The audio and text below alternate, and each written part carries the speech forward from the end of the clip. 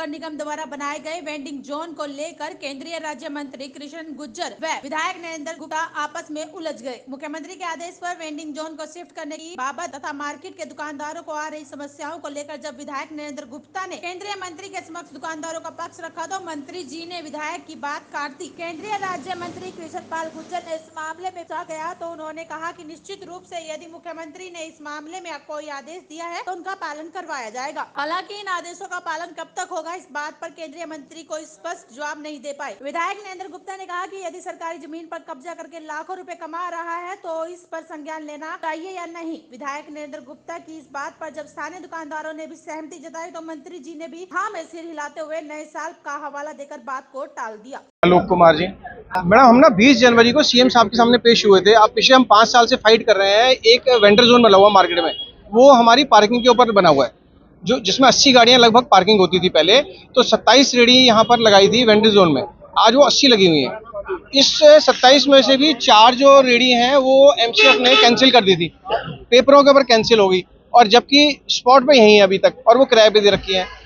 हम ये चाह रहे हैं कि डेली हमारा यहाँ पर चालान कटता है, पार्किंग की समस्या रहती है, जाम लगते हैं, और ये सब हमारे साथ नहीं है। आम कस्टमर जो है वो मार्केट में अवॉइड करता है आने के लिए।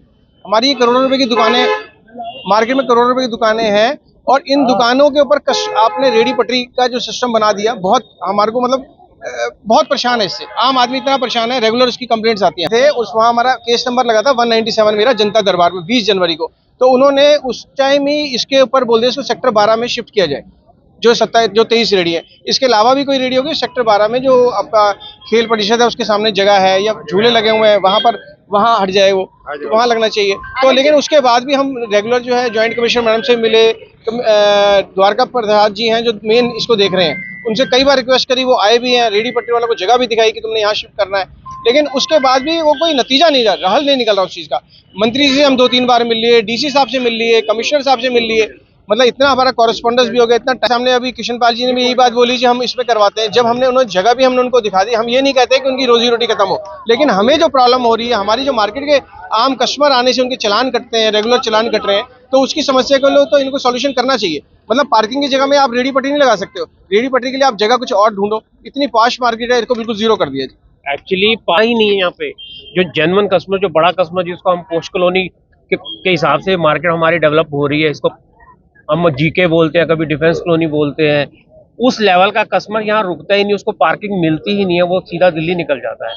तो जिसको बड़ा कस्टमर, जिसको हम चाहते हैं कि यहाँ स्टे करे और प्रॉपर यहाँ पे अपनी शॉपिंग करे, इस तरह का कस्टमर बहुत ज्यादा ऐसा ऐसा कम होता चला जा रहा है हमारे साथ। हम बाकी रेडी पटरी वालों को हम ये नहीं चाहते इनको हम हटा दें या उनका रोजी रोटी खत्म हो जाए।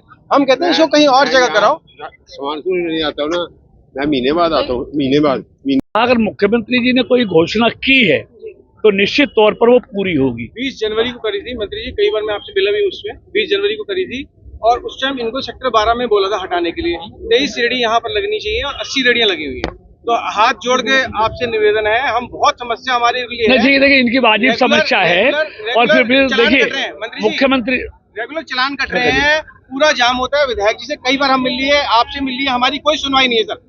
हम इतने कोई बात नहीं है, इस बार अगर मुख्यमंत्री की घोषणा तो पूरी निश्चित। देखिए अब अभी मैं आज नए साल में कोई ऐसी बात करूं मैडम, लेकिन देखिए आज नए साल पे कोई ना ऐसी बात मैं कहने वाला हूं, लेकिन इनकी समस्या है तो निश्चित तौर पर अब मुख्यमंत्री जी ने कहा तो समाधान होगा। सर 1 साल होने को हो गया मंत्री जी, 1 साल।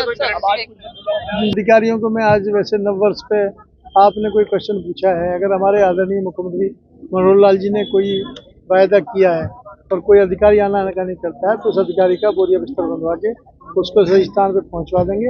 अगर कोई ऐसी घोषणा हुई है 25 तारीख की जो आप बोल रहे हैं, मेरी संज्ञान में नहीं है, 25 जनवरी 2023 की कोई घोषणा है तो मुझे बता दें, मैं उसको पूर्ण करने की पूरी